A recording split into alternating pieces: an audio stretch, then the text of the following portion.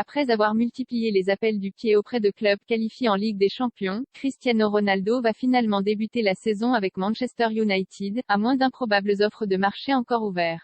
Mais dans quelles conditions? Le Bayern, le PSG, l'Atlético, le Sporting, Naples et bien d'autres encore. Cristiano Ronaldo a certainement traversé son été le plus étrange de sa longue carrière et il en est le principal responsable. À 37 ans, le quintuple Ballon d'Or veut encore jouer la Ligue des Champions et cela ne sera pas le cas avec Manchester United, 6e de Premier League la saison dernière.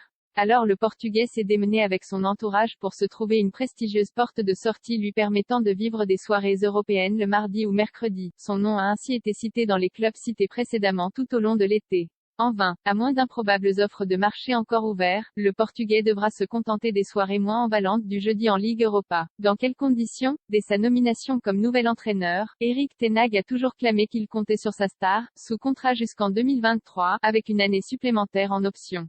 Une manière de ne pas froisser son ego alors que CR7 a manqué une bonne partie de la préparation officiellement pour raisons personnelles, officieusement pour forcer son départ, selon la presse anglaise. De quoi faire grincer quelques dents au sein du groupe. Selon The Athletic, l'entraîneur néerlandais aurait signifié à sa direction qu'il ne s'opposerait finalement pas au départ après la deuxième journée de Premier League face à Brentford que Ronaldo a disputé en faisant la moue. Dans les faits, le néerlandais a toujours impliqué l'ancienne star du Real Madrid en la faisant participer aux 5 matchs de championnat.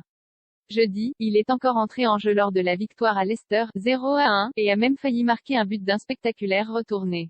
À l'issue de la rencontre, ten Hag a calmé les spéculations en assurant que son attaquant était content de rester sinon, il ne serait pas là. Il a ajouté avoir plusieurs fois discuté avec lui. Ten Hag, il est heureux d'être ici dès le début, nous avons dit que nous avions planifié l'équipe avec lui, nous sommes heureux avec lui, il est heureux d'être ici et nous voulons faire de la saison un succès ensemble, a-t-il ajouté en promettant que l'international portugais correspondait au schéma de l'équipe.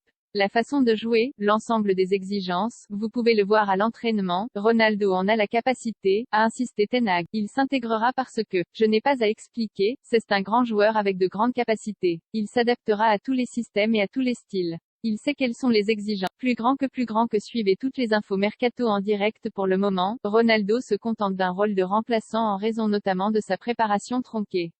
La situation pourrait évoluer après l'épilogue du mercato et face à l'enchaînement des matchs.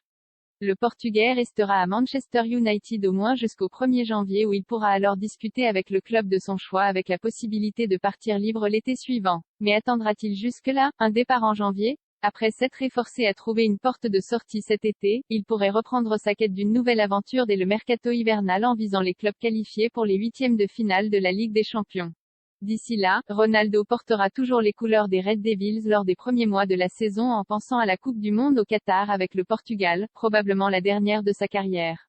Sur la lancée d'une dernière saison tout de même fructueuse, 24 buts en 39 matchs, ce compétiteur acharné ne manquera pas de prouver qu'il est encore d'une efficacité redoutable, et si cela lui permet de lui ouvrir des portes de club en C1.